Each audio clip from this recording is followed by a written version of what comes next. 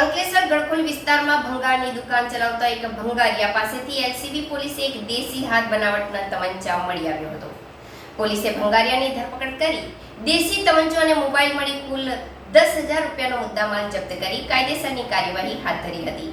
ભરૂચ જિલ્લા પોલીસ અધિક્ષક મયુર ચાવડા જિલ્લામાં મિલકત સંબંધી ગુનાઓ અટકાવવા અને મિલકત સંબંધી વણ શોધાયેલા ગુનાઓ શોધી કાઢવા તેમજ ગેરકાયદેસર હથિયારો શોધી કાઢી કાયદેસર કાર્યવાહી કરવા આદેશ આપ્યા હતા.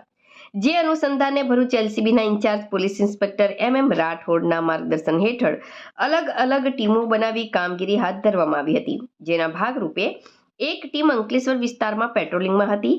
તે દરમિયાન ગડખોલ મીઠા ફેક્ટરી નજીક આવેલા ઓમ સાઈ રેસિડેન્સી શોપિંગ સેન્ટરની દુકાનમાં ભંગારનો વેપાર કરતો શુભમ પ્રેમસાગર પોતાની દુકાનમાં દેશી હાથ બનાવટના તમંચા સંતાડી રાખ્યો હોવાની જાણ થઈ હતી.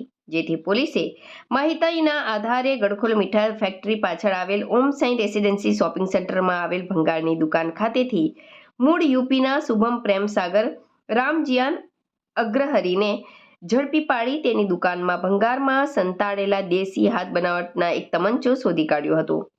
પોલીસે તેની પાસેથી એક તમંચો કિંમત ₹5,000 અને એક મોબાઈલ કિંમત ₹5,000 ગણીને કુલ 10,000નો મુદ્દામાલ કબજે કર્યો હતો.